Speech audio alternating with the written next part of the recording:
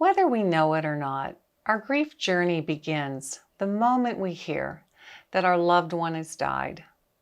For some, it begins the day that their loved one receives a fatal diagnosis. For many, they experienced a moment when their world abruptly skidded to a halt and they found themselves in a state of shock.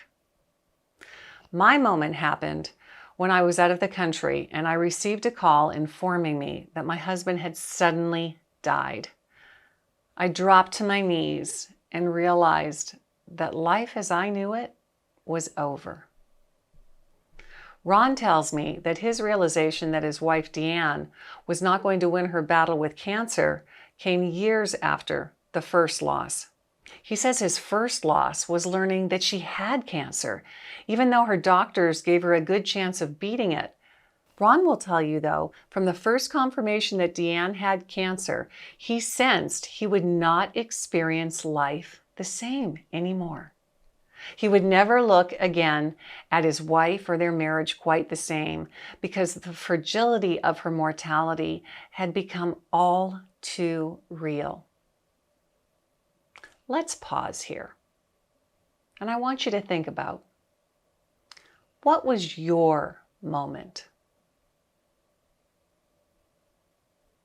What did you hear? And how did you hear it? And how did you react at that time?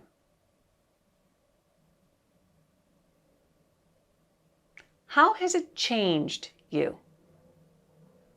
If you want to take a moment to pause the video and think about those questions again, really think about them, please do that. Remember, the questions were, what was your moment? What did you hear? And how did you hear it? How did you react at the time? And how has it changed you? So feel free to pause right now and then come back to this after. Perhaps your moment was very recent. Maybe it was months or even years ago. However long, I'll bet you remember some pieces of it very well. I know I remember mine vividly. I don't know the specifics of how your life was changed or how you reacted to the changes. I just know that for most of us, the news of the loss is shocking, disorienting, debilitating, and confusing. This is the beginning of what we call the surviving phase. How long does the survival phase last? Weeks, months, or even longer. It isn't predictable. And while we are in this surviving phase of our journey, we begin to look at the world differently. What we observe around us may seem unimportant, stupid, and even pointless. We may even be angry because, while our world has stopped, the world around us certainly has not stopped.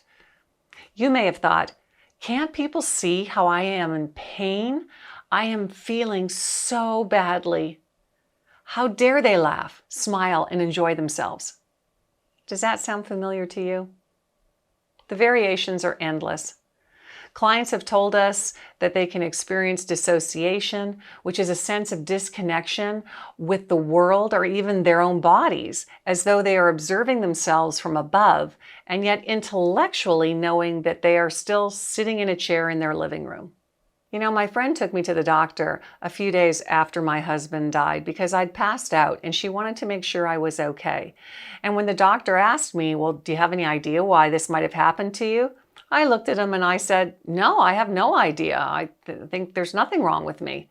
And my friend looks at me and she looks at the doctor and she says, are you kidding? Her husband just suddenly died. But you know, I was in a clueless state of even the impact of what had happened and what was going on with me. Maybe that's something you can relate to. You may be in survival mode right now. How would you know? Well, here are some characteristics or symptoms that are common to those in survival mode. You may have some of these or you may have none of them, and that's okay.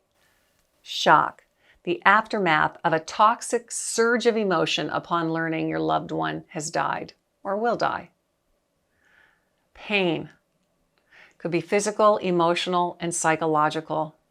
The emotional and psychological pain can be deeper felt than any other pain you've ever experienced. It can be utter anguish. Or you may have numbness, which is the absence of pain, which may be your body's survival mechanism kicking in. You could be suffering with mental incapacity or confusion, which may include a sense of losing your equilibrium, experiencing an alternate reality, and a complete loss of normalcy. You could be hyper-focused on your lost loved one. It's all you think about. You may be experiencing dysregulated sleeping and or eating patterns. You may have a lack of concern for activities of daily living, or an exaggerated sense of fear or anxiety. You may have a loss of desire to go on with life. I often hear people describe their survival mode as if they were wearing lead shoes or barely treading water. Sometimes they feel they can barely breathe. I've heard that one a lot. On top of all the emotional and physical symptoms you're grappling with, you probably then become aware of the things that you have to take care of due to the loss. For example, administrative tasks, paperwork, insurance, estate issues, bills, home-related tasks, or chores and responsibilities that the other person may have done that now you have to do. It can be so much all at one time. Remember, you may have some of these symptoms or you may not have any of them. Everyone is different. Another story that we hear often from people is that they may seem to function well in the early days. They somehow translate their overload into productivity, taking care of others, making arrangements for a funeral or memorial, plowing through paperwork, cleaning out closets, and well, just about anything they deem necessary to bring order to a very disorderly world.